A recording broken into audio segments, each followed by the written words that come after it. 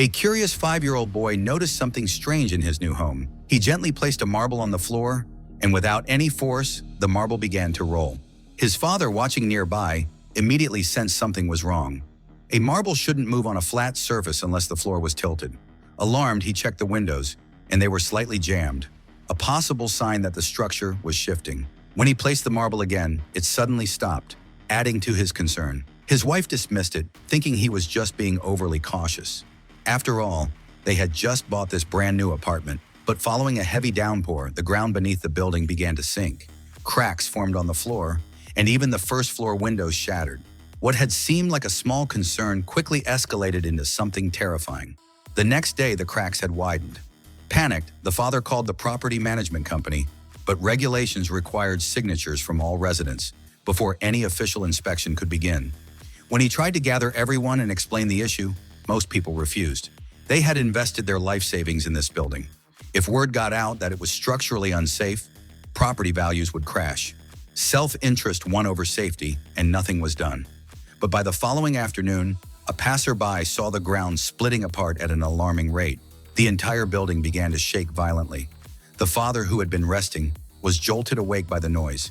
He grabbed a family photo frame, and as he looked out the window, his eyes widened in horror. The entire building was collapsing into a massive sinkhole. In just a few seconds, the entire structure disappeared into the earth, falling hundreds of feet. Debris rained down like a broken elevator in freefall.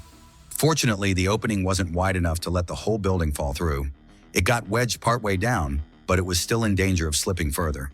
Peering from the edges of the massive hole, it became clear this building was built on what used to be an industrial site, illegal construction. Inside, survivors were shaken. One of them, the father, had just seen a taxi crash down beside him. Miraculously, there was someone inside, and he managed to pull them out. As they searched the ruins, they discovered more survivors. Together, they climbed to the rooftop, hoping to get a signal and call for help. But there was no reception this deep underground. They were truly trapped. Meanwhile, rescue teams had arrived at the surface. But instead of immediately launching a search, their first orders were to push back the growing crowd and confirm how many people had died. They didn't even believe survivors could be down there.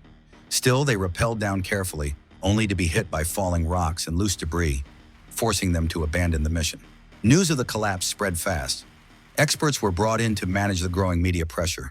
Families on the surface could do nothing but pray for a miracle. Underground, the survivors tried to make the best of it. Under the father's leadership, they gathered whatever food and supplies they could find. One of them, an older man named Lao Zheng, roasted a chicken over hot dirt, a method he'd learned while living in China. The delicious aroma lifted their spirits. Up above, the rescue team secured permission to deploy a high-tech drone, but it lost connection halfway down and crashed onto the rooftop, right where the survivors were. A young boy found it, and everyone cheered. This meant the rescue team hadn't given up. But just as hope returned, the building began to sink again, this time tilting dangerously. The survivors grabbed onto electrical wires to stop themselves from sliding off, but the wires snapped, and Lao Zheng fell backward into a sewage pit. The filthy water rose to his neck.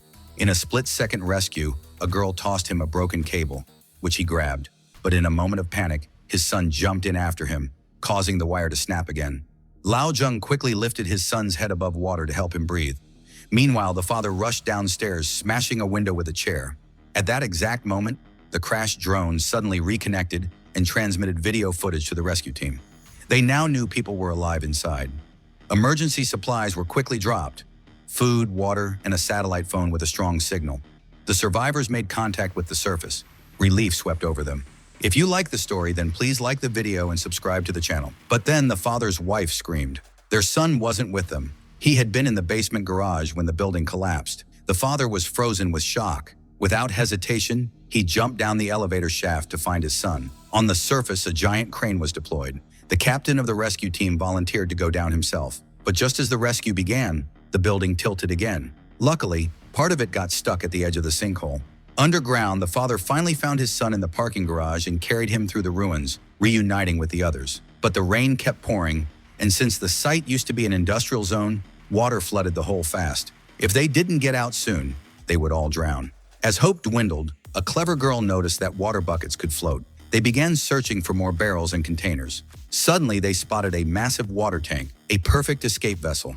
One by one, people climbed inside, but Lao Zheng stayed behind. Someone needed to seal the tank from the outside. With a brave heart, he sacrificed himself. Water burst through pipes, flooding from every direction. Lao Zheng was swept away as the tank, now sealed, began to float upward. But as it neared the top, a sharp metal beam pierced the barrel. The survivors tried everything to dislodge it, but the story wasn't over yet. If you think there's more to uncover, hit like, drop your thoughts in the comments, and don't forget to subscribe.